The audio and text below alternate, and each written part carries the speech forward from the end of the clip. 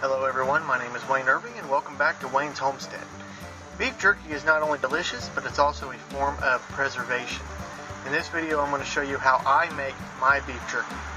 You may not like this way. This is not the how-to way to do it. This is the way I make it. And it is delicious. I love it. So follow along with me and I'll show you how it's done. Now in order to make beef jerky, one of the first things you're going to need, of course, is beef. And what I use is London broil.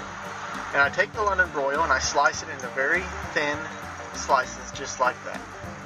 They can be, as long as they're thin, they can be long, they can be short. It really doesn't matter. Beef jerky does not have to be pretty. But that's the way I do it right there. Slice them down right there. Now, of course you need the meat, but you can't have jerky without the marinade. So let's get to the ingredients for the marinade. Okay, so for this marinade, you're going to need just a few ingredients. You're going to need 2/3 of a cup of Worcestershire sauce. You're going to need 2/3 of a cup of soy sauce. You're going to need 2 teaspoons of onion powder. You're going to need 1 teaspoon of liquid smoke. Now, typically I make my own. This is store-bought, but in a separate video I'm going to show you how I make my own liquid smoke. You're going to need 1 tablespoon of honey, and you're also going to need 2 teaspoons of pepper. Alright, so let's get that mixed in and get started. Okay, let's start with Worcestershire sauce, 2/3 of a cup.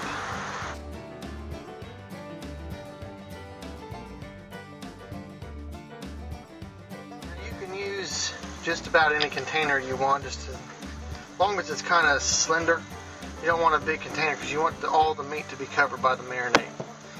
Okay, 2/3 of a cup of soy sauce.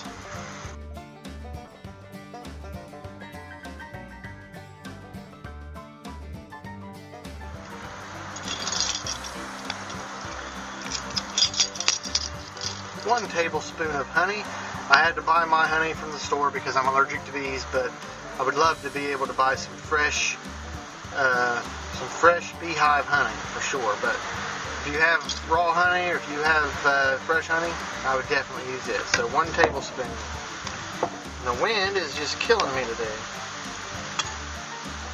1 tablespoon.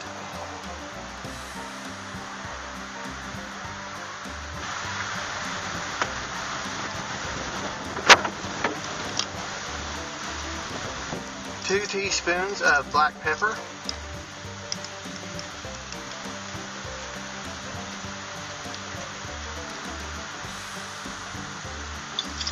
2 teaspoons of onion powder.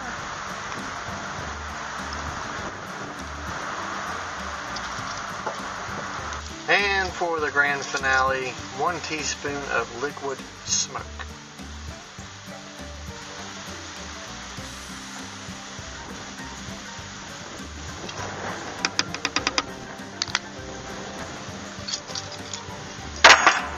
Once you have all your ingredients in, give it a good sloshing.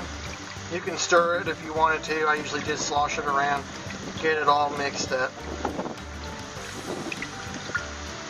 And that is the start to your marinade. Now the next thing you want to do is add the meat. I usually put it in a couple pieces at a time. I just instead of flopping it all down in there, I want to make sure each piece gets covered.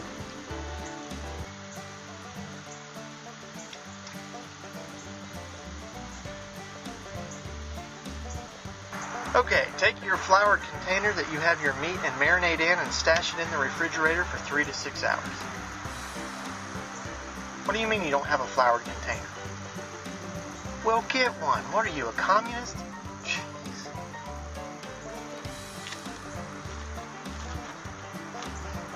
Three to 6 hours in the refrigerator. So why are we going to marinate the meat? Marinating the meat is going to add moisture, which is going to add to the drying time. Well, that's right. But marinating is also going to do two things. It's going to add flavor, it's going to add salt. Soaking it in a salty brine, which is essentially what the marinade is going to cure the meat. It is what's going to prevent the meat from spoiling.